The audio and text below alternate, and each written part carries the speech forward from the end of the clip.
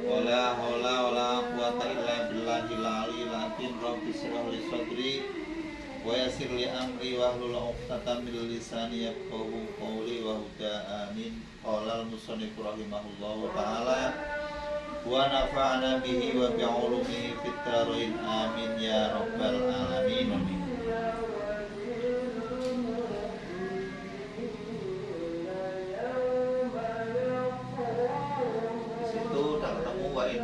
Al-Musannifu. Kitabnya itu kalau kitab cetakan sekarang dengan yang dulu beda tempatnya. Kadang-kadang harus banyak koleksi kitab kan.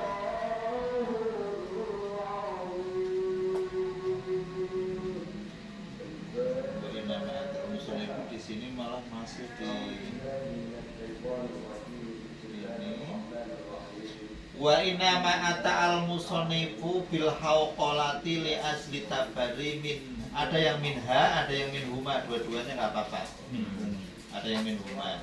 Fatihi alamatul ikhlasi minhu radhiyallahu anhu kama qalahu ba'duhum. Sahih amalaka bil ikhlasi wa sahih ikhlasuka bit tabari minal hauli wal quwati.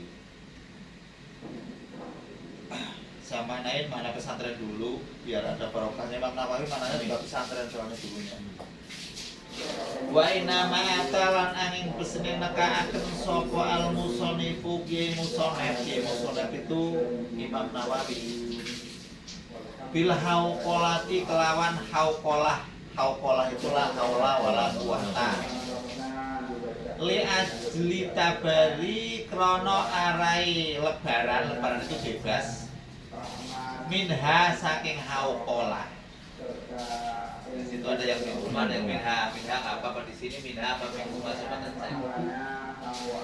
Yang di sini minhuma. Minhuma berarti haul plus haula wala quwata. Kalau minhuma, kalau yang minha hauqolah enggak apa-apa. Fadihi mongko utawi hauqolah alamatul ikhlasi iku alamat ikhlas minhu saking keterangane Kiai Musonep radhiya muga-muga ridhone sapa Allah anhu saking Kiai Musonep. Nah, yang namanya Imam Nawawi Al-Bantani atau Kiai Musonep atau yang menyusun Musonep sama kalau orang kadang-kadang ada yang ngomong Musonep, ada yang ngomong lagi yang menukil, itu sama aja sebenarnya bahasa itu mah. Orang yang menyusun kata-kata hauqolah li ajli tabari minha fahdi alamatul ikhlasi minhu radhiyallahu anhu itu maksudnya seseorang itu kenapa pakai la haula wala quwata. Jadi kemarin diterangkan tidak ada daya kuat melakukan ibadah dan tidak ada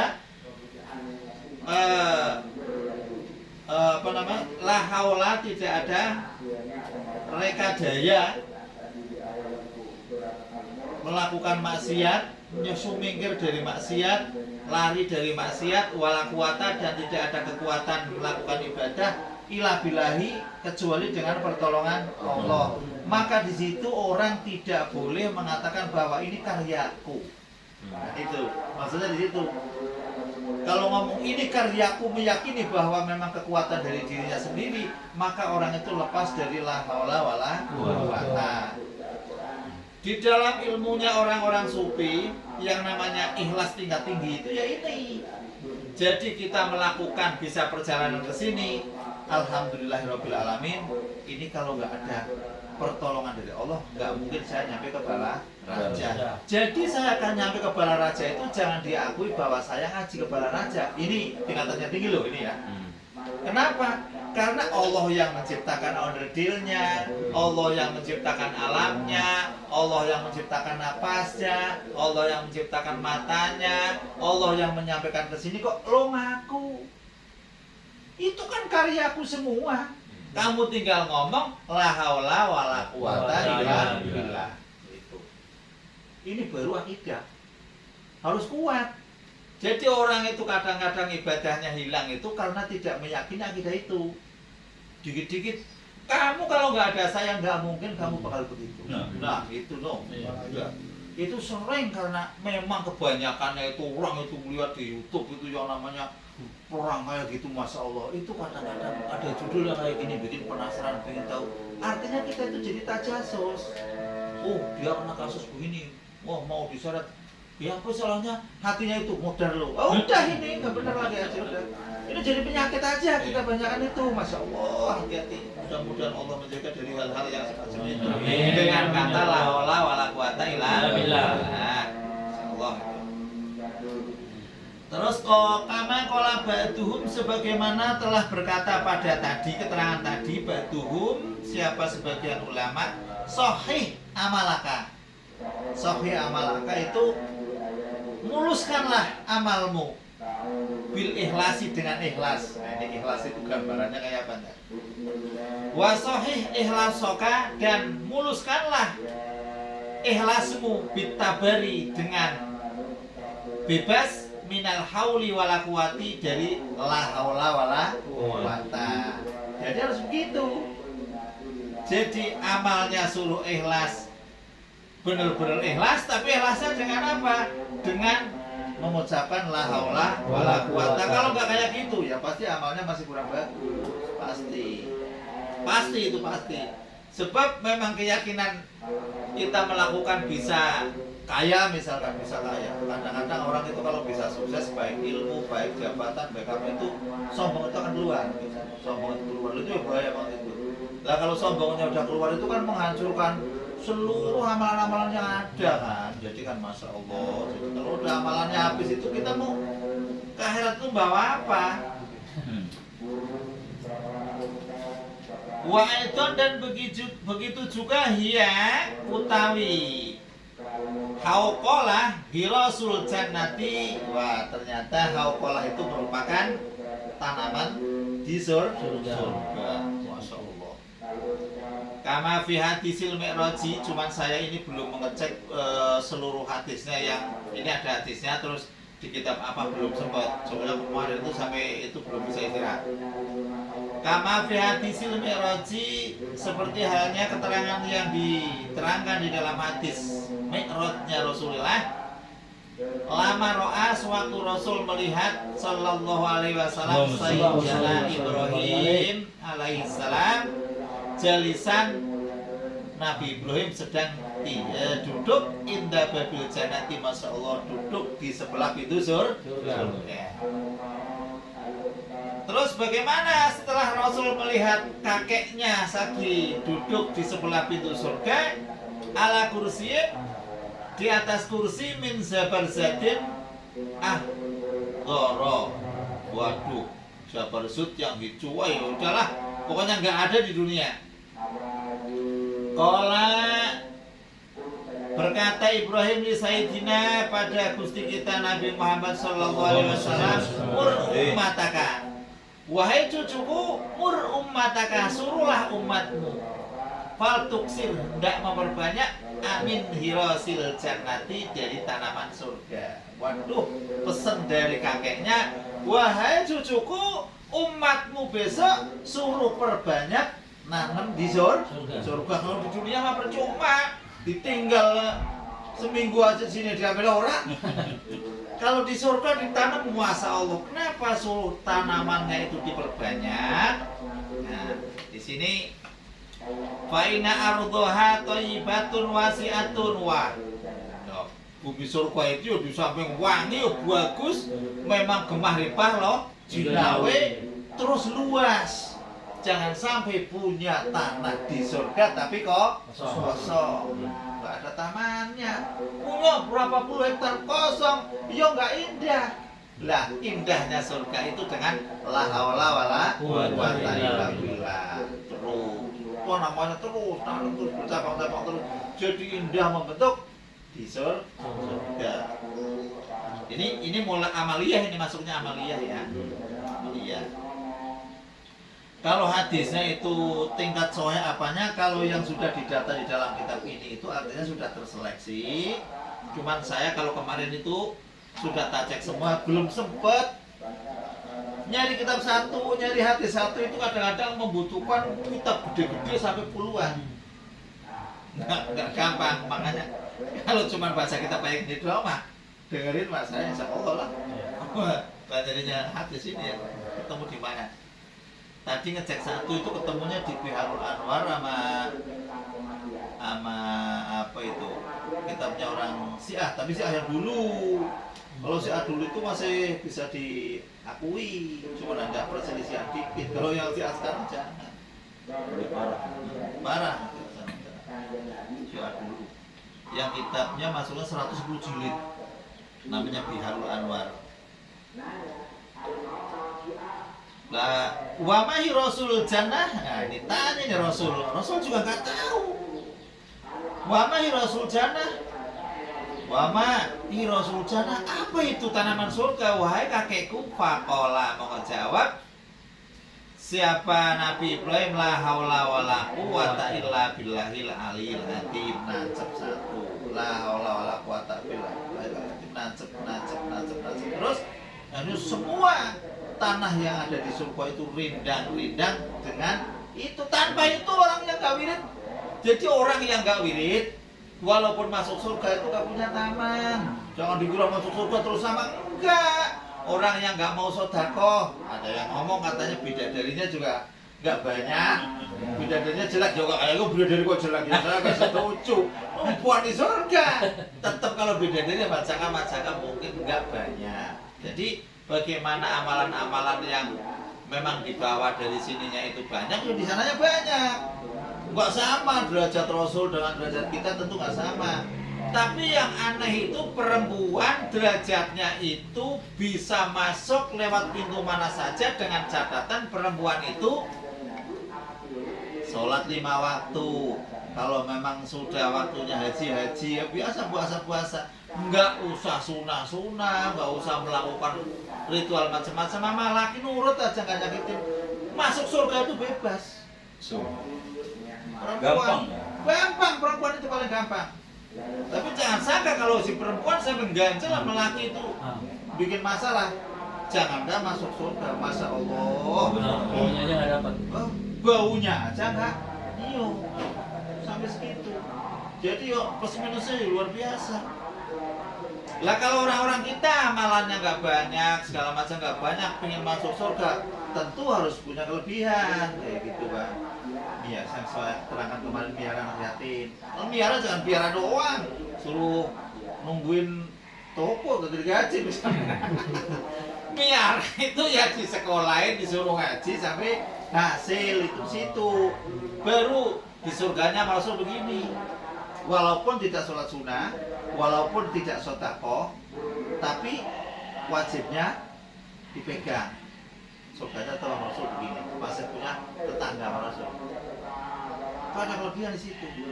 Tapi kadang-kadang kelihatan kayak kan bodemnya setengah mati, dua mau susah, lewat dua mau buan dan nggak tulungan, kan kayak gitu ya. Itulah cobaan kita gitu. Masya Allah.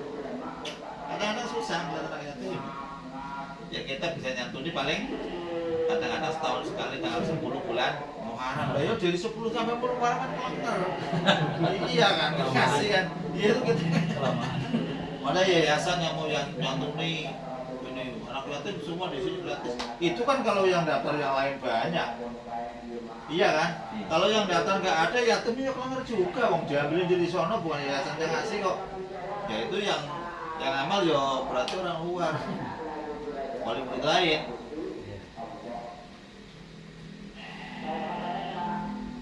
Wa qala al-Qalyubi, dan berkata Imam Qalyubi Fisarhil Mi'raj, ini yang menyarahkan kitab Mi'raj. Faidatun Ruwiya an Ibni Abbasin radhiyallahu anhuma anahu qala Rasulullah sallallahu alaihi wasallam. Ini yang sering kasus ini nih. Man masa ila horimihi bihaqihi yuaddihi ilaihi sholat alaihi dawabul ardi wa nunul bihar aihitanuha wa hurisa lahu bi kulli khatwatin sajaratun fil jannah wa hufira lahu danbun Wama min horimin lain lagi dah. Lah di sini barang siapa yang jalan nagih utang, nagih utang. Nah, terus nagih utangnya biasanya dari dulu ternyata ini om. Utang. Yudihi ilahi. Wah udah nagih, yang ditagih marah duluan. Gitu. Jalankan juga. Ini ternyata kasusnya dari zaman Rasul sudah ada ini. Nagih hutang yang datang ke situ mau nagih baru nanya sudah marah duluan. Oh berarti sudah ada keturunannya dari sana ini. Lah kalau begitu bagaimana? Sholat alaihi dawabul ardi. Nah ini ternyata didoakan oleh hewan-hewan yang ada di bumi ini. Orang yang nagih diomelin tadi. Ya, wa nunul bihari aihi tanuha, dan ikan-ikan yang ada di lautan ikut mendoakan orang yang didolimi sama orang yang tadi punya utang. Masya Allah. Tapi yang marah juga lah. Kalau marah juga udah, wah, lawan berani saya tak laporin ke polisi. Ya enggak dapat. Kalau sudah kayak gitu selesai urusan mah. Ya. Ingat-ingat, nilai sabar itu nggak ada takarannya. Contohnya begitu, nggak ada takarannya. Tapi ketika kita balas ya udah dihitung. Kalau kamu ngomong A, dia ngomong A, ngomong brengsek ke brengsek berarti pas. Tapi kalau konsekuensi yang satunya takor juga. Hati-hati. Lah di sini yang diambil apa? Wahulisa, dan ditanamkan lahu bagi orang yang nagih tadi bikuli hotwatin, dengan setiap langkah. Nah, sajarotun fil jannati, tanaman di surga. Nagihnya di sono sudah diomelin sama yang punya utang. Ketika kita sabar, ternyata satu langkah, satu tanaman, dan didoakan oleh semua hewan yang ada di bumi dan di laut. Sabar enggak? Ya tapi kalau sudah mendengar hadis kayak gini kayaknya ada kendali. Kalau belum, lawan. Berani kok. Oh saya yang ini, notanya ada kok lawan. Saya takut, saya batuk kan babek yang biasa kan kayak gitu orang. Sombongnya itu selalu keluar kalau dipancing. Tapi kalau kita ngelihat daripada yang onong kelawan, saya juga mangkel. Dapat belum tentu, ributnya udah pasti. Biarin aja dulu. Laki-laki udah dikasih tanamannya banyak. Nah, terus saya tiap hari. Ya tanamannya banyak. Jengkel-jengkel, nambah banyak itu aja dari. Iya kayak gitu, tapi jangan kayak gituin. Artinya kita memang standarnya kewajiban kita, hak kita datang ke sono niatnya baik-baik supaya dia itu mau bayar. Kalau dibayar tetap senang dibayar. Bukan niatnya pengen dibayar. Kalau nggak dibayar, ya kayak gini dapatnya. Nah makanya kalau orang punya utang, walaupun kok dianggapnya nggak bayar, ingetin nagih itu ternyata hak kita kan? Iya, kewajiban kita nagih kan? Nah, ketika ditagih ternyata ke orangnya suaranya kok jadi jebeder kayak petir, ya kita didoakan oleh hewan-hewan yang ada di bumi dan yang ada di lautan, dan masing-masing per langkah ditanami tanaman surga oleh Allah, di sana langsung dapat jatah. Enggak cuma itu, wa ghufira, dan dimaafkan lahu pada seseorang yang nagih tadi apa dan pun dosanya. Dosa kecil ya. Kalau dosa besar itu harus berhenti darinya, bertobat, insya Allah dimaaf. Kalau dosa kecil itu biasanya kalau orang mau sholat wudhu ya bisa hilang. Tapi kalau masih bisa melakukan dosa-dosa besar, terganjal dosa besar, katanya tidak. Mas tu libatil kabairu, selagi orang itu melakukan dosa-dosa besar. Contoh, nah, orang dosa besar itu orang apa namanya, macam kayak orang hibah. Terus satunya hibah itu apa namanya? Grupnya hibah, namimah. Grupnya namimah, tajasus. Ya, grup-grupnya itulah istilahnya, grup-grupnya yang empuk-empuk lah. Kalau kita ngomong kalau ngidul ketan bulan nggak ketemu, yo akhirnya temunya di sampai bersih, bener sampai bersih. Ujung-ujungnya bagaimana? Ya kita nyesel, sebab pahala kita hilang. Ketika kita ngomong jus itu seolah-olah makan daging sana, daging mentah kan? pahala kita diambil terus. Ketika kita habis, nggak ada nih pahalanya. Kesalahan dia kesini. Iya. Makanya kurang ngeri banget itu loh. Waduh. Ntar suatu ketika mau dikulas, mau Mitra pengen dikulas itu siapan berapa puluh kitab itu. Banyak itu khusus mengulas kitab itu. Usaha besar masuknya itu. Jadi ada orang ibadah seumur hidup segala macam kok kesananya nggak punya apa-apa, ya karena memang mulutnya kayak begitu. Ngeri. Lah kalau wartawan itu ya hampir mirip-mirip. Mirip-mirip wartawan. Niatnya emang benar itu apa enggak? Kalau niatnya mulus menyampaikan data sesuai dengan izin ya mungkin boleh. Kalau nggak diizinin ya kayaknya nggak boleh kali. Masalahnya kan ketika orang itu berbuat jahat kan pinginnya ditutupi dan dia ada yang tobat. Lah takutnya orang ya diomongin, digunjing segala macam itu udah tobat. Nah, kenyataan di dalam hadis yang keempat Imam Nawawi keempat kalau nggak salah keempat itu ada orang itu mempunyai amalan yang amalannya itu merupakan amalan ahli neraka sehingga mau mati kurang sejengkal itu maksudnya udah mau mati itu dari mabok, judi, apa segala macam, membunuh, zina segala macam, seluruh kerjaan maksiat dari zaman Nabi Adam sampai umat Muhammad pernah dilakukan semua. Tapi karena memang takdirnya itu di dalam 4 bulan di perut itu sudah tercatat itu orang itu saidun fil akhirah, artinya catatannya itu sudah tertulis bakal masuk surga. Tobat. Tapi yang paling sedihnya itu sebaliknya, ada seorang alim ulama kelihatannya dari zaman Nabi Adam sampai umat Muhammad ke sini ilmu apa saja dilakukan semua, ketika mau mati kok bisa lepas imannya jadi ahli neraka, kan sedih.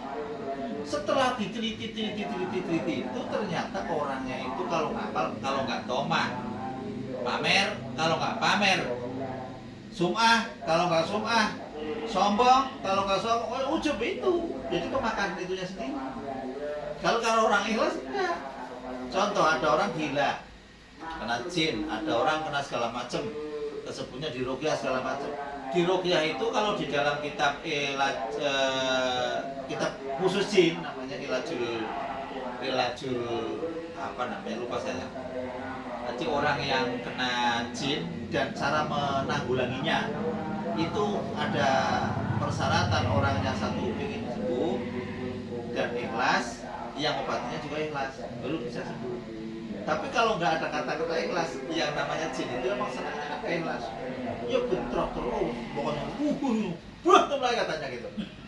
Lah pokoknya obatnya nungguin duit, ya nggak benar, berantem dan senang juga kan jin. Artinya nggak ikhlas, nggak bakalan. Kalau ikhlas dibisikin aja, yang tidak bisa tersentuh oleh jin itu hanya yang ikhlas. Ikhlas. Jin nggak bisa masuk.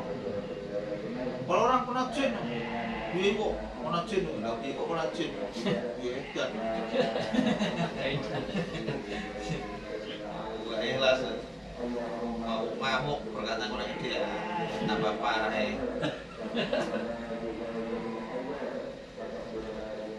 Terus di sini terusannya apa kalimatnya itu? Wa mamin apa Oh, wa mamin horimin yalwi horimahu ayuma tiluhu. Terus wa yusawifu bihi wa huwa qadirun ila kataballahu alaihi fi kulli waqtin isman. Artinya seseorang yang punya utang mampu membayar tapi yumatiluhu, artinya ntar dulu biarin, ntar kapan aja kalau saya lagi itu, padahal dia punya duit buat bayar, orangnya aja sudah nagih, waktunya jatuh tempo ya udah ada, kok malah yumatiluhu, memperpanjang waktu, mengulur-ngulur, padahal mampu, bahwa kotirun illa kataballahu alaihi fi kulli waqtin isman, ditulis tiap harinya dosa. Jadi orang punya utang, kalau sudah waktunya mau membayar, sudah punya duit dan tidak mau membayar karena memang niatnya kayak gitu tuh, niatnya memperpanjang, itu tiap hari dapat dosa. Jangan dianggap remeh. Jangan dosa. Lah orang yang punya piutang, yang punya duit yang kesono namanya kan piutang. Itu kalau memang ikhlas tiap hari itu dinilai sedekah sesuai dengan nilai apa yang dipinjam tadi. Kalau nambah dengan nagih nggak dibayar kayak tadi pahalanya, sebetulnya lahan ibadah itu banyak kalau kita paham. Utangin aja dalam 2000 tapi tiap hari nggak dapat pahala kayak gitu. Ya jangan kayak gitu juga kali. Saya mau nanam surga, soalnya orang itu sulit kalau ditagih. Ya monggo aja. Daripada wiridnya males, mendingan nagih, jalannya di nada pelan jadi banyak tanamannya gitu kan. Monggo. Itu politik agama kan.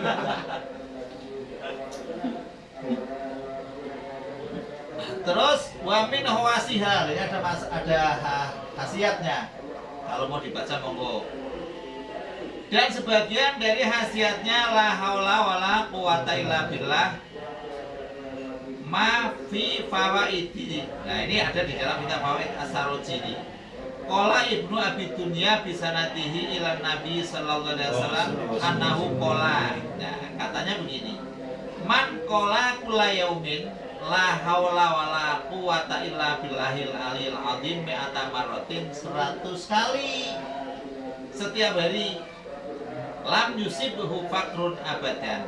Jadi orang itu akan dijaga dari sifat fakir untuk selamanya. Tapi tiap hari. Kapan waktunya? Ngomong tiap hari kok rewel kayak orang Yahudi. Kalau tiap hari kan dari Selasa baca di Selasa pagi yo hari, siang yo hari, sore yo hari, malam yo hari. Enggak apa-apa. Yang penting dalam sehari semalam itu pernah membaca itu 100 kali, itu akan dijaga dari sifat fakir. Ini perlu diikuti. Siapa sih yang mau fakir? Nah, kayak gitu. Berarti perlu di la haula wala quwata illa billahil azim dibaca habis subuh maupun waktu yang paling bagus paling aman itu habis subuh saja. Betul. Iya kan? Jadi pagi-pagi diucapkan militan-militan yang sekiranya buat jaga-jaga ini. Seenggaknya sudah nanam 100 pohon di surga. Kayak gitu aja, nggak usah ribet-ribet. Dijaga dari fakir. Gimana mau fakir tanaman di surganya subur? Iya kan?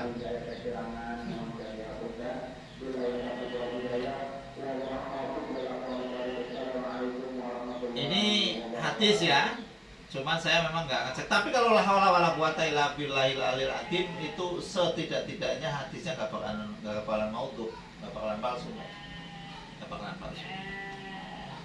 Minimal itu dhaif lain lah. Tapi kalimah ini dalam hadis soeh-soehnya juga banyak. Cuma saya belum ngecek satu persatunya. Tuh la haula wala quwata illa billahil azim digaris bawahi, barangkali di situ ada perlu tuh dicoret itu oleh-oleh ngaji kayak gitu lah. Kalau ngaji kayak gitu bisa baca nggak dibaca, bisa ngelakuin nggak dilakuin, ya eman-eman.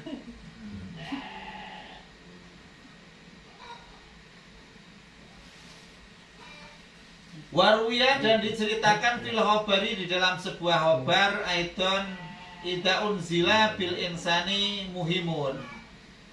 Ketika manusia itu mendapat satu rintangan yang sangat sulit, ya sulit itu ya mau sulit dalam ekonomi, sulit dalam urusan macam-macam, pokoknya namanya orang sulit itu ya hampir semua orang mengalami. Lah ini ada ketika ditimpa kesulitan, watala dan membaca siapa insan la haula wala quwata illa billahil alil azim, membaca la haula wala quwata illa billahil alil azim salah sami'ati marotin 300 kali.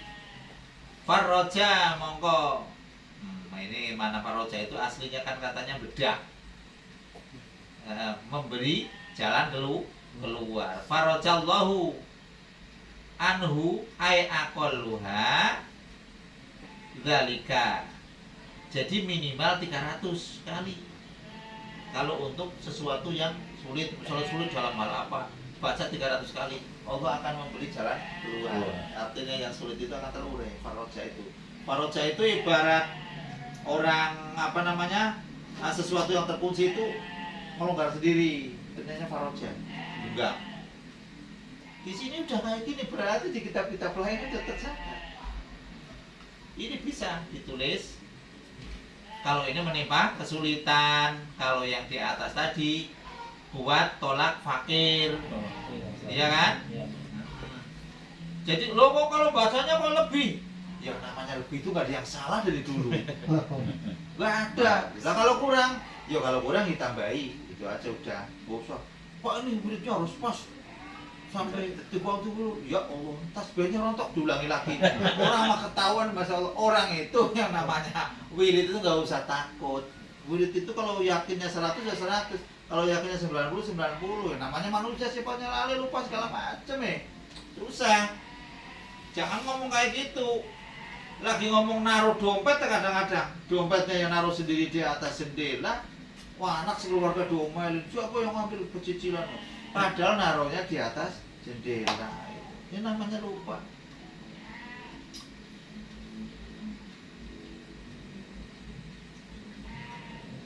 Dua itu berarti ya, yang satu buat anti fakir, yang satunya itu untuk membuka kesulitan.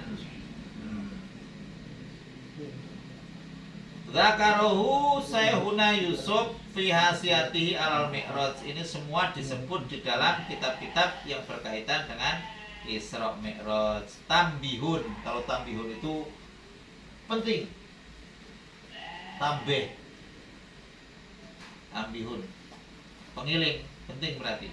Qala ulama radhiyallahu anhum. Kalau yang ngomong ulama, kalau di sana ini ulama bukan ulama ecek-ecek. Ulama kok tukang nipu bukan. Iklam annahu la yusabu, di sini ada ini. Iklam ketahuilah annahu sesungguhnya perbuatan la yusabu tidak diberi pahala zakirun siapa orang yang zikir. Zikir itu ya baca apa aja zikir. Ala zikrihi atas zikirnya zakir illa idza arafa, kecuali ketika orang itu tahu maknanya, maknahu akan maknanya zikir walau ijmalan sekalipun itu globalitas. La bila fil Qur'ani, berbeda dengan Quran, fayusabu qari'uhu mutlaqon. Jadi siapa saja yang baca Quran, baik pintar atau tidak, berhadapan atau tidak, tetap diberi pahala. Nabah andzalika al-qalyubi. Berarti orang yang zikir tiap hari misalkan la haula wala quwata illa billahil aliyil azim, enggak tahu artinya misalkan. Terus astagfirullahaladzim enggak tahu artinya, itu plok, enggak ada pahalanya kata ulama. Kecuali tahu artinya atau minimal totalitas global. Oh, astagfirullahaladzim itu minta maaf. Oh, la haula wala quwata illa billahil azim, artinya saya itu berserah diri. Oh, yang namanya saya kok baca Allah itu zikir, mengingat kayak gitu. Harus ingat kayak gitu. Lah kalau Quran beda. Bacanya teratapan masih rotako apa ya? Teratakan itu yang geragapan itu. Itu ya tetap dikasih pahala dua, pahalanya belajar, pahalanya yang sulit juga dikasih. Yang lincah ya dikasih, yang nggak tahu maknanya ya dikasih, yang tahu maknanya apalagi, yang mendadaburinya dikasih, yang nggak tahu apalagi. Tapi ada juga yang dibaca Quran melaknat karena Quran dibaca tapi nggak nyampe ke hati. Kenapa? Baca Quran katanya ittaqullah, kalian takut pada Allah, tapi dianya nyuruh warganya suruh takut, dia sendiri duit di masjid dibobol, kan repot. Yang khotbah suka begitu tuh katanya. Wah ittaqullah, lu ngomong ittaqullah orang lain suruh takut, kamu gak takut sendiri, dia ambil kaleng di situ, bobol sendiri kan. Suka begitu pengurus itu suka. Dulu tapi kalau sekarang ya masih dulu. Ya saya lagi kecil itu kayak gitu. Masjid itu kok duit dari dulu kok laporan segitu kan malah mengurang itu. Waduh, ujung-ujungnya hilang, katanya datanya hilang. Lah itu yang apa namanya, keterangan-keterangan kayak ini perlu dicatat untuk memacu kita supaya mau ngaji. Jadi orang zikir itu tidak diberi pahala kalau memang dalam zikirnya itu tidak tahu artinya. Walaupun tahunya itu dengan secara totalitas atau global, atau nanya, "Kiai, ini doa itu apa?" Doanya panjang, Allahumma rahmu wa abi wa Allah semua. Kan nggak tahu semua, namanya bukan ahli Arab. Tapi tahu bahwa itu adalah mendoakan si mayit bahwa dia biar dimaafkan dan dimasukkan surga. Itu harus tahu kayak gitu. Makanya kalau dikasih doa ditanya maksudnya gimana Kiai? Kalau satu persatu kan kadang-kadang sulit. Maksudnya begitu supaya bapak ibumu itu dimaafkan oleh Allah, diberi tempat yang layak di sisinya, dan dimasukkan surga bersama bapak-bapaknya yang terdahulu, yaitu bapak-bapak yang solihin solihat. Dan jadinya kan tahu. Tapi kalau orang aduh baca kayak gini terus apa namanya, banyak wiridan banyak kalau itu sama sekali enggak. Sekarang gambarannya gampang aja. Kamu ngajuin proposal pakai bahasa Inggris. Kamunya bahasa Inggrisnya nggak tahu, yang diajak ngomong juga nggak tahu. Ya kira-kira gimana? Kira-kira. Ya pasti nggak ada. Lah ya nggak ngerti semua. Sononya juga nggak tahu, sini nggak tahu. Dia bubar. Ya mendingan tahu sebelah.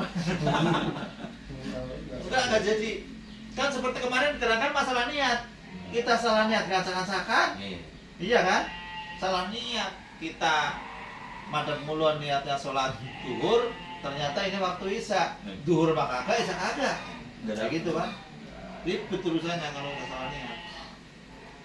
Sama berarti hampir ke situ. Nah baru masuk ke keluar faslun. Ini tadi oleh-oleh terusannya kemarin sebenarnya kemarin. Faslun. Hai hadza faslun, setiap faslun itu menyimpan kata hadza. Arkanul Islami. Jangan ketemu ya, di luar ya. Arkanul ini baru nih. Di luar, nah keluar dulu. Arkanul Islami, adapun rukun-rukunnya Islam. Kalau ngomong rukun itu ya, rukun itu kalau misalkan di sini diterangkan khamsatun 5 kurang dari 1. Berarti rukunnya, nah rukun 5-nya tadi jadi nggak rukun, nggak rukun, hilang 1 nggak sholat, bubar, ya kan? Hilang 1 nggak zakat, bubar. Sahadatu alla ilaha illallah wa anna muhammadar rasulullah, ini alhamdulillah kita itu lahir itu Islamnya Islam keturunan. Jadi walaupun nggak baca syahadat masih kecil pun yo sudah Islam. Alhamdulillah sudah kanugerah yang luar biasa. Jadi ada orang yang anaknya orang kafir mati masih dalam posisi belum baligh, itu hukumnya bagaimana? Itu ulama perdebatan. Ada yang mengatakan itu akan jadi dimasukkan ke dalam posisi Islam karena setiap bayi yang lahir kan dalam keadaan fitrah. Tapi dalam dalil lain ketika orang yang lahir pasti akan ikut nomor induk dari bapak ibunya. Itu kan Allah alam ya. Mudah-mudahan sih yang namanya belum melakukan ya Allah lah yang memutuskan. Tapi kan kayaknya sedih kalau lahir kecil langsung kafir, ya Allah.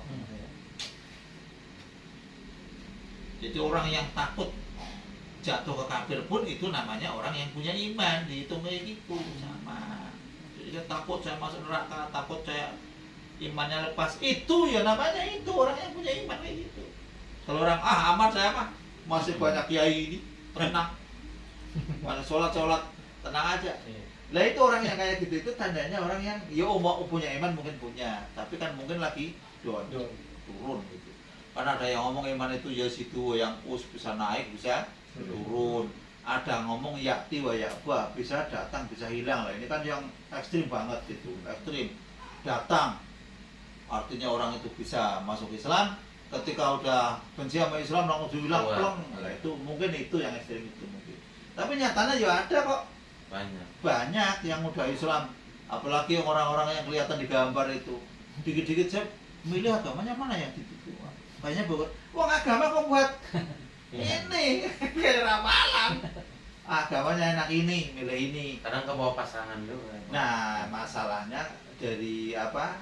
Dari akidah keluarganya tadinya itu memang tidak kuat. Ya mohon maaf, yang saya kan orang Jawa ke sono itu serumah itu ada yang Kristen, ada yang Islam, ada yang itu memang bagus itu, tolerannya bagus. Kalau kata saya bukan toleran itu mah, terlalu. Toleran itu kan masyarakat sama ini toleran, sono punya zaman toleran, ini mas rumah bebas, lu mau ini mau itu kan, nggak toleran amat lah. Kayaknya nggak inilah. Ya, Rasul kan nggak pernah hidup serumah sama orang non Islam yang istilahnya yang lawan kan enggak kan. Kalau dini masih ada istilahnya ya dini mungkin. Kalau yang orang ekstrim yang istilahnya dia ke gereja segala macam ya enggak lah, serumah kayaknya ya gimana sih? Kayaknya kurang serk. Kalau satu kampung ada dua agama sana melakukan ibadah monggo itu toleran lah. Karena kebiasaannya Allah itu, kebiasaan itu Allah punya kebiasaan. Apa itu kebiasaannya Allah? Kebiasaan Allah itu nutupi aib kita. Kita dosanya banyak, ditutupi aib. Ketika kita itu punya aib, berbuat dosa ditutup, dan orang yang melihat juga ikut menutup, maka Allah akan menutup aibnya orang itu semua di akhirat. Tapi ketika diungkap, saya senang malam mau gitu, bangga, udah besok akan dipermalukan itu. Lah kebiasaannya Rasul apa? Toleran. Rasul itu senang toleran sama segala macam. Rasul lewat di depan gereja, wihara apa gereja zaman dulu. Itu sahabat suruh turun dari kendaraannya. Kenapa ya Rasul? Itu ada orang ibadah di dalam supaya telapak kaki kudanya nggak terlalu berat, pelan. Itu toleran. Nah, kalau kebiasaannya wali apa? Wali itu disakiti orang mulu. Wali itu disakiti orang mulu. Ihtimalul adza, menahan beban penderitaan yang disakiti oleh masyarakat. Wali itu kayak gitu. Jadi Allah itu menutup aurat kita, aib. Kalau Rasul itu toleran kebiasaannya. Kalau wali itu ihtimalul adza, menanggung beban penderitaan, kadang-kadang ditimpu segala macam. Gimana sengsaranya Uwais Al-Qarni? Padahal beliau itu adalah orang yang sudah tercatat oleh hadis. Sahabat Umar dan sahabat Ali pun suruh minta doa ke beliau dan akan dimaafkan oleh Allah. Itu pun hadisnya resmi dari Rasul. Tapi pamannya sendiri aja, "Weh Umar, ngapain lo nyari Uwais? Tidak ada orang yang paling jelek selain Uwais. Tidak ada orang yang paling pokoknya yang paling negatif ke Uwais semua." Itu pamannya. Itu kayak gitu, Masya Allah kata-kata. Padahal Uwais Al-Qarni itu derajatnya itu dalam kisah-kisah kewalian itu sama dengan Syekh Abdul Qadir Jailani, cuman bedanya kalau Syekh Abdul Qadir Jailani itu gagah ketemu orang dakwah umum, kalau Uwais Al-Qarni kalau ketemu orang itu nunduk kayak gitu. Derajatnya luar biasa. Itu kenapa? Derajat kewalian dia karena baktinya kepada orang tua. Gitu. Sekarang orang tua berburu bakti, dipanggil lu apa? Alah, anak jangan ikut-ikutan anak muda. Astagfirullahaladzim, sekarang udah jauh benar, udah beda. Kalau baca kitab sama kenyataan mah udah nggak nyambung, jangan nyambung. Cuman mending aja masih orang tuanya juga masih maklum, anak muda sekarang akhirnya sudah kayak gitu. Lah rukun Islam tadi ada 5. Pertama harus syahadat tauhid. Nah, di dalam satu pemahaman agama Islam tapi yang beraliran di sini kayaknya nggak ada. Nah, kalau itu namanya ubudiyah. Itu saya pernah baca kitabnya itu, saya kenal sama kiainya kan ada di pinjaman kitabnya. Rukun Islam iku mungsa wiji bloko. Rukun Islam itu hanya satu, baca la ilaha illallah. Ya mungkin ada tulisannya di belakang, nggak tahu saya. Tapi saya baca yang depannya itu. Kenapa? Man qala la ilaha illallah daholal jannah. Tapi orang yang mengatakan la ilaha illallah belum ngomong lagi, belum macam-macam mati, saya percaya itu. Ini ngomong curang ulun, sholat kagak ya nggak tahu. Kalau yang ngomong kayak gitu, man qala la ilaha illallah, plek mati, oke. Berarti kan satu juga sudah memenuhi standar masuk surga. Ya nggak tahu surganya apa, kayak apa nggak tahu. Wong ini belum pernah baca la haula wala quwata illa billah, belum pernah sholat sunnah, belum pernah nyantuni yatim, belum pernah ini itu segala macam buat sunnah kan. Surganya surga mungkin rada bagaimana gitu kan, nggak tahu, beda lah. Tapi surga yang paling rendah-rendahnya surga saja, orang yang terakhir dimasukkan surga itu, ya Rasul, apakah ada orang yang punya surga seperti saya? Itu yang paling rendah. Sangat indahnya. Dia belum lihat yang lain. Belum lihat yang lain baru itu. Makanya di surga itu, wah, semua itu nyesel. Nyeselnya apa? Kalau saya amalnya banyak ya kayak gitu. Nyeselnya bukan nyesel itu. Aku sama surga itu. Gak beres ini surga dijual. Gak ada orang jual surga. Wah, saya jual tukang tambah. Gak ada. Tanahnya jelek. Nggak ada duit tuh. Tambah surga kau tuker tambah. Dasar tukang salo. Jadi pokoknya kalau kita itu pingin ibadahnya bagus, segala macam bagus, ya istiqomah lah. Yang sekiranya dianggap bagus, ngaji udah tahu bagus. Kalau ngaji penopang ya, penopang dari ibadah diterima kan ngaji. Bapak tidak tahu, saya tidak tahu ilmu apa namanya ini itu segala macam dalam agama. Tapi masih ada itikat ngaji, pengen tahu. Insya Allah walaupun belum tahu sudah dimaafkan.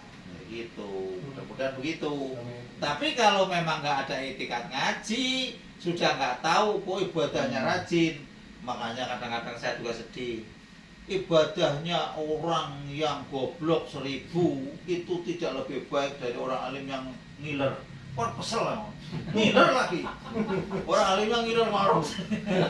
Ngilernya orang alim lebih bagus daripada ibadahnya orang yang 1000 rame pada wah pada sorbannya bagus jamaah. Itu kok sedih lihatnya kan? Yang satu ngiler kok lebih bagus. Setelah ditanya, kenapa setan kok bisa kayak gitu? Karena kalau itu orang yang ibadah itu, saya nggak takut karena bodoh. Tapi kalau yang ngiler ini nih, kalau bangun lihat saya lah, macam-macam ntar urusannya, repot saya. Kan jadinya kayak gitu. Istighfar aja kan luntur jin, setan kan kayak gitu.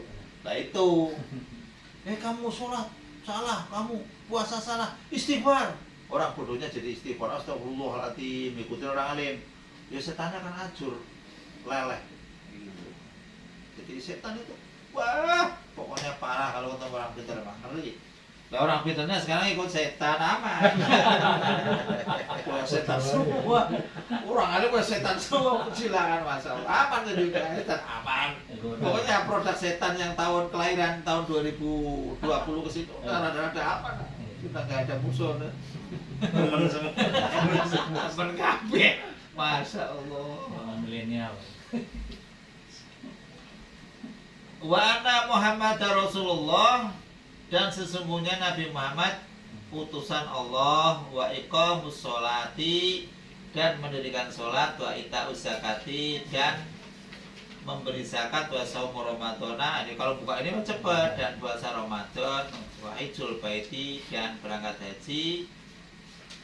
Man, seorang istato'a yang mampu ilahi pada bait sabilan jalannya. Ini keterangan-keterangan di sini globalnya begitu. Jadi rukun Islam itu ada 5. Apakah ada yang rukun Islam nggak 5 yo? Mungkin paham lain yo ada. Tapi kalau di sini mengacu pada hadis Bunyal Islamu ala khamsin ya. Jadi Islam itu dibangun, didirikan atas 5 macam. Ketika yang pertama sholat tidak dilakukan, sholatnya masih bolong. Kok mau mendoakan orang tua misalkan, bapak saya meninggal, doakan Allahumma segala macam. Lah kita mau nyantolinya mau kemana? Sholat itu kan rukunnya itu, sholat, zakat kalau mampu, kalau nggak mampu berarti kan turun. Puasa masuk, mampu semua lah puasa. Masa saya nggak mampu puasa seumur hidup kan ngawur. Puasa ya termasuk zahaji, jidat, rolat, lukat, paso, moji, syahadat, sholat, zakat, puasa, haji. Kalau yang mampu itu ukuran haji. Kalau yang mampu ukuran zakat. Kalau yang nggak mampu ya nerima, gampang aja gitu, gantian aja. Ketika orang itu melakukan sholat tapi mampu membayar zakat, kok tidak membayar zakat, itu pun zaman sahabat sudah dibunuh, diperangi, artinya diperangi. La sholata liman la zakatalah, wala zakata liman la sholatallah. Tidak dianggap sholat sempurna kalau orang itu tidak mau mengeluarkan zakat, pun sebaliknya kalau orang itu zakat tapi tidak sholat. Jadi antara zakat dengan sholat itu nggak boleh ditawar. Pasti di dalam Al-Quran setiap ada ayat yang mengatakan wa aqimus sholat mesti wa atus zakat. Itu pasti. Ketika orang itu habis melakukan hubungan ke Allah, pasti disuruh hubungan ke manusia. Orang yang melakukan puasa, habis puasa suruh zakat. Orang yang puasa sunnah 2 hari lebaran haji, suruh yang mampu suruh kurban. Orang yang habis sholat ibadah Jum'ah disunahkan untuk sedekah. Itu ada kaitannya ke situ, pasti ada. Jadi ketika kita ingat sama Allah harus ingat sebelah. Kayak gitu. Semua wah yang penting saya sama Allah baik, urusan sama hamba mah enggak itu. Lah kalau kayak gitu ntar urusannya mendingan hidupnya di hutan gunung, di kolong-kolong. Jadi ulama-ulama itu zaman dulu sebelum ada Imam Ghazali, dalam kisah-kisahnya itu pada lari ke hutan-hutan itu takut karena melihat masyarakat yang akhirnya diambil minum. Biasa aja ngobrol, ngaji ngobrol, tapi insya Allah ngobrolnya ya nambah pengetahuan. Amin. Lah terus masalah orang yang meninggalkan sholat, resikonya bagaimana? Kalau resikonya meninggalkan sholat, kalau resiko nambah sholat, semua ulama udah positif. Kalau hukumnya yo, kalau yang melawan yo bisa dibunuh. Berarti kok sampai segitunya ninggal sholat aja kok sampai hukumnya segitu. Oh berarti manfaat kepada hamba sholat itu luar biasa. Manfaatnya luar biasa. Onderdil kita yang ada di dalam tubuh ini itu yang bisa ngitung itu baru Rasul doang 360 ros-rosan ini semua totalnya. Dokter itu belum cuma ikut doang lah. Kayak kita ikut data kan enak hadis. Tapi kalau dokter tuh meneliti sendiri, ada 200 lebih, ada 300 lebih. Ya ini kan belum ketemu semua. Yang plek itu Rasul 360 memang dikasih tahu sama yang nyiptain. Enak kan? Lah 360 itu butuh yang namanya disodakohi. Ya termasuk kalau kita baca tasbih, baca segala macam sodakoh. Lah sholat duha 2 rakaat pagi-pagi itu cukup untuk sodakoh 360 ruas-ruas tadi. Bukan sholat duha untuk kaya, bukan. Kata siapa sholat duha untuk kayaan? Enggak lah. Jadi enggak. Sholat duha itu sholatnya orang kaya. Karena saya percaya itu. Karena buat sodakoh kan. Sodakoh ini kan. Nah, sholatnya orang kaya, bukan sholat untuk kekayaan.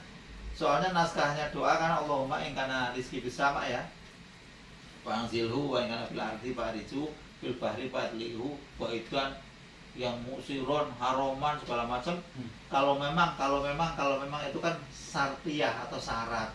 Ya Allah, kalau memang rezeki saya ada di langit tolong turunkan. Lah kamu di langit nggaru apa? Mas apa ngerjain apa kan enggak? Ya enggak turun-turun. Ya Allah, kalau rezeki saya ada di lautan keluarkan. Lah kamu nelayan di bukan. Ya Allah, kalau rezeki saya ada di bumi, kamu tani ke punya tanah. Lah yo kalau yang sulit-sulit aja lah, yang sulit-sulit. Ya minta dipermudah. Loh ini kok haram Gusti? Ya Allah, clearkanlah supaya jadi urusan jadi halal kayak gitu. Jadi ingkana ya. Jika memang ada. Lah karena ingkana ini setelah sholat duha kita ikhtiar. Loh kok sholat duha ke sana? Oh berarti Allah itu memudahkan sini. Dipermudah oleh Allah itu kayak gitu gambarannya. Bukan kalau sholat duha berarti wah ada yang ngomong Ustaz ngomong, oh kamu sholat ini sudah bangun di sana sudah ini bakal dapat rezeki segini. Loh kalau kayak gitu semua teks semua ketemunya kayak gitu yo, yakin Kiai nggak ada yang butuh amplop. Saya bilang Kiai nggak butuh amplop. Barang siapa yang habis sholat duha rezekinya akan makhluk misalkan. Sholat duha 2 rakaat dapat 2 karung, wah sholat terus aja. Nah, itu kan kayak gitu kali. Jadi jangan ngitung kalau memang di situ Allah akan memberi rezeki terus itu hanya begitu, jangan. Semua ibadah itu difokuskan tadi sahih amalaka bil ikhlasi. Sahihkanlah, bersihkanlah, bereskanlah amal-amalmu dengan ikhlas. Berarti karena Allah. Adapun janji rezeki yang janji kan Allah, nggak usah itu ribut. Yang janji kan Allah. Jangan kita, ya Allah Gusti, Engkau telah menjanjikan bahwa saya habis sholat duha akan dikasih rezeki banyak. Monggo kalau mau komplain. Monggo. Saya emang nggak ikut tapi saya nggak ikut. Mau komplain monggo karena memang ada artisnya komplain. Ya Allah kalau katanya kalau habis kayak gini saya nggak pakai, kau pakai aja. Ya komplain aja. Monggo itu ya tadi dikomplain aja gitu. Nggak apa-apa kalau mau. Tapi saya enggak. Yang bagus amal itu tujuannya kepada Allah berarti ikhlas. Adapun Allah yang menjanjikan, saya berpadoman kayak gini, sesungguhnya Allah tidak akan menyelisihi janji. Innallaha la yukhliful mi'ad. Itu aja udah beres. Jadi nggak usah, lah saya ini udah ibadah kayak gini, wiridanya kayak gini, kata Ustadz itu kalau baca kayak gini bakal rezekinya gampang segala macam. Loh, kok malah kayak gini, hidupnya malah sulit, dagang ini segala macam. Saya bilang tidak semua doa itu ijabahnya sesuai dengan permintaan tek kayak gitu, tidak. Tidak, kalau semua tek yakin dukun itu nggak bakalan buka praktek. Yakin saya.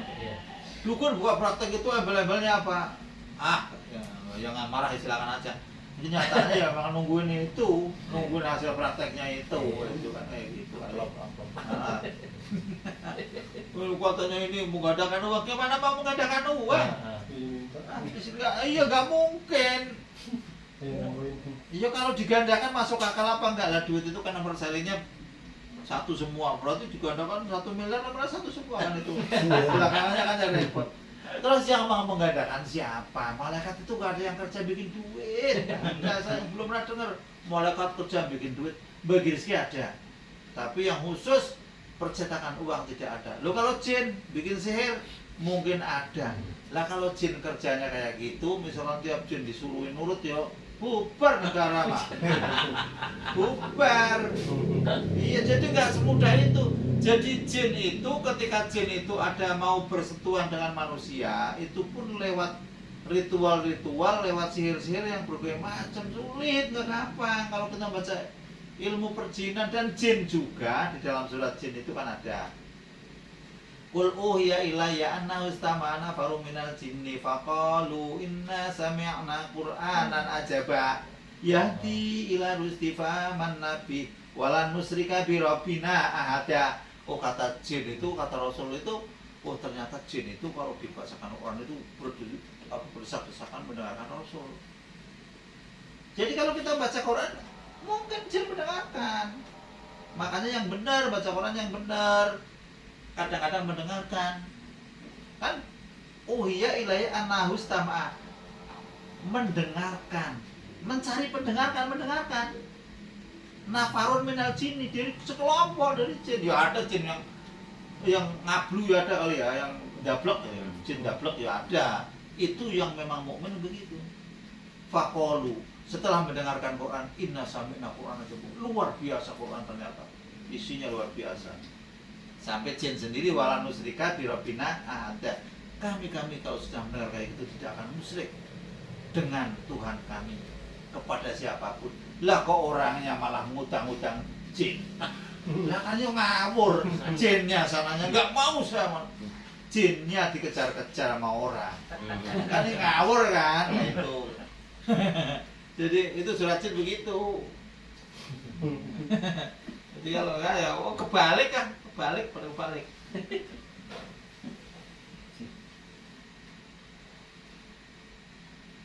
Jadi mana di tengah awaluha syahadatu alla ilaha illallah, tengahnya itu di bawah faslun 1 2 3 4 itu an la ilaha aila ma'budah bihaqqin.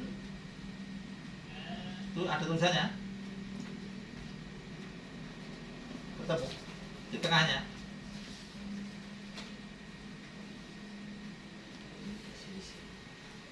Di tengah, kalau salahnya ada di tengah tuh. Yuk, diterangin aja. La ilaha illallah maksudnya begini. Jadi tidak ada sesembahan yang patut disembah dengan hak kecuali hanya Allah. Ini yang jadi masalah di sini banyaknya begini. Zaman dulu Abu Jahal percaya nggak sama Allah? Percaya kan? Percaya.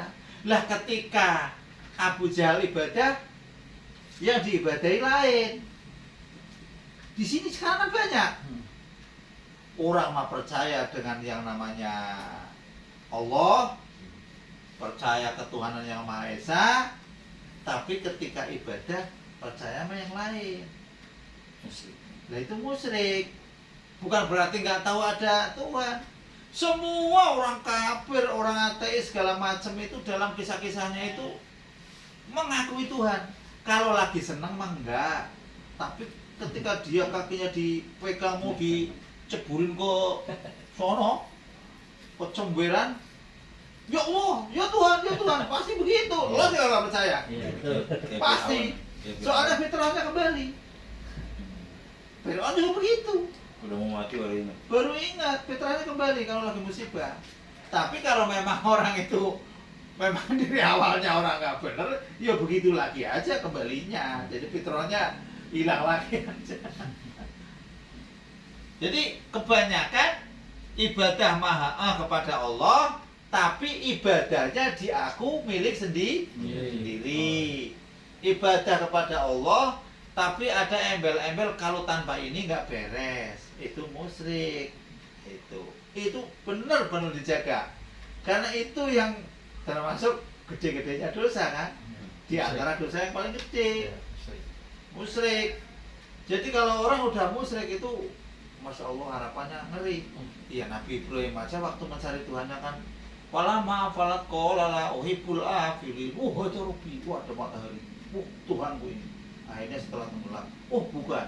Malam-malam juga begitu. Ini sinar terang. Tuhanku, bukan. Lah baru, ya Allah, kalau Engkau tidak menunjukkan padaku, niscaya aku akan tersesatkan kayak gitu. Bukan dia memang musyrik, bukan. Mencari Tuhannya, beda. Kalau orang sekarang kan sudah diunjukin sama Ustadz, sama Kiai, sama itu. Wah, kamu mau nggak percaya, mau urusan-urusan kayak gitu, orang-orang kayak gini. Memang kelakuannya sudah susah akidahnya. Lah orang yang susah diajak ke agama itu biasanya ada sumber makanan yang haram. Itu aja udah, gampangnya gitu. Jadi diurut. Kalau punya sumber makanan haram, itu orang itu sepak terjangnya belok. Jadi kululahmin nabataan haromin, redaksi lain ansuktin panaru olabi. Jika orang itu ada sumber makanan yang haram, maka gejolak sininya itu ajaknya ke malapetaka. Itu sudah pasti. Jadi nggak aneh. Kalau orang-orang yang diajak kebaikan sudah nggak respon, yo dicek aja makanannya apa gitu aja. Makan apa itu? Makan apa? Waduh. Udah kayak gitu. Dari dulu udah kayak gitu udah. Kalau orang-orang yang bersih-bersih itu walaupun belum melakukan, biasanya nggak ngelawan. Biasanya kalau orang yang kasar kan melawan. Ngapain sholat? Kamu sholat dari dulu nggak kaya. Mau sholat terusannya kaya. Kalau ukuran sholat ukurannya kaya, repot. Sholat ukuran kaya segala macam.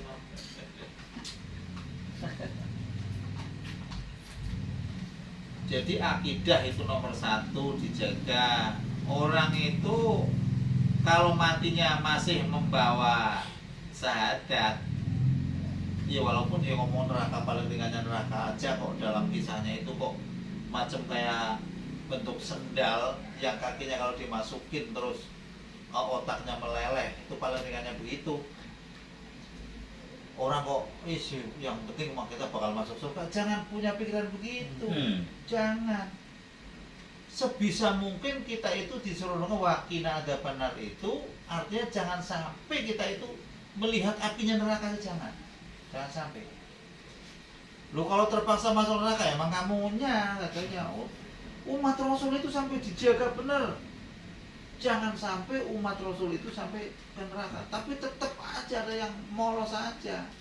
Karena memang diajaknya nggak mau.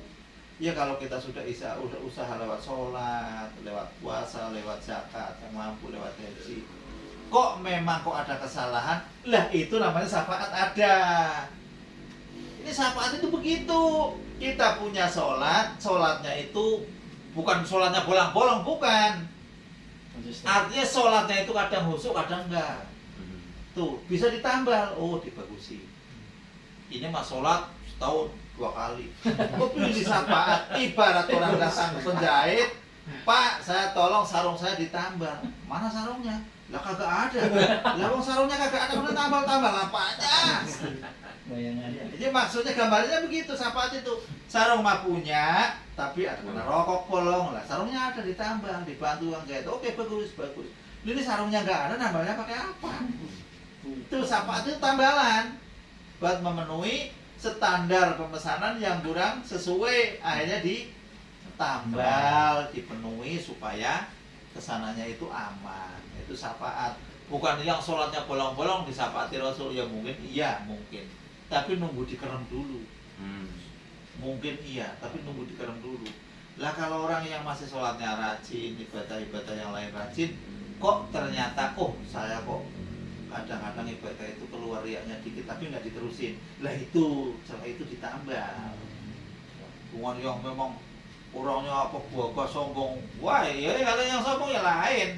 Kalau sombong itu Allah langsung kok, yang itu kok Rasul nggak bisa langsung. Jadi ada orang yang dalam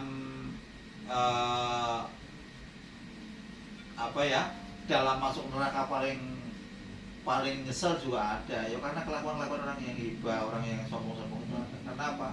Sudah mau masuk surga, akhirnya dimasukin ke neraka. Tidak satupun orang yang masuk neraka paling nyesel golongan itu. Saya pernah baca di dalam kitab Irsyadul Ibad, paling nyesel karena sudah masuk, sudah lihat surga. Kalau yang belum lihat surga kan belum nyesel amat.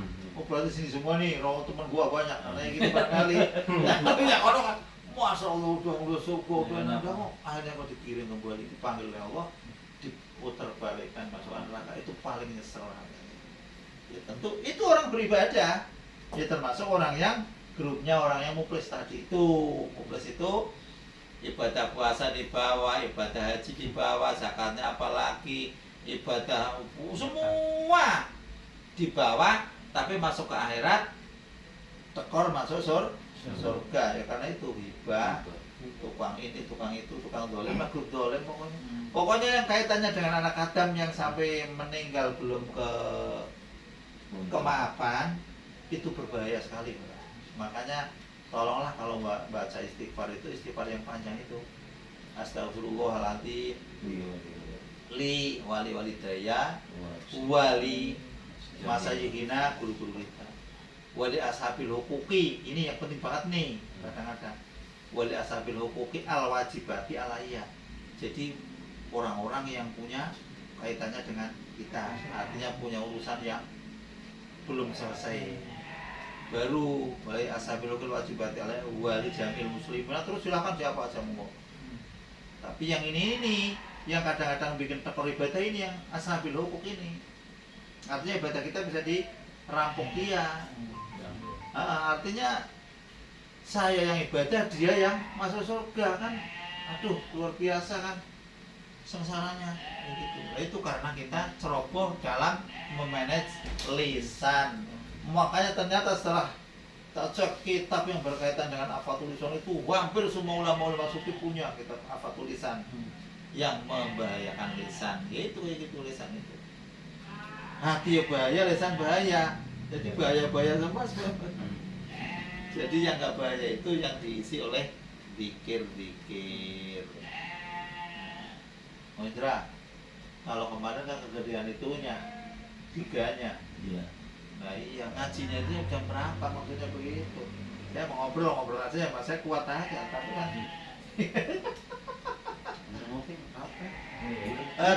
di stop aja dulu kopi. Iya. sambil ngopi nggak apa-apa nih. Bikin kopi. Jadi kan biar nyerap itunya ilmu kopinya biar nyerap. Lanjut terus, Ilmunya stop aja ya. sedot. Di pause aja ya.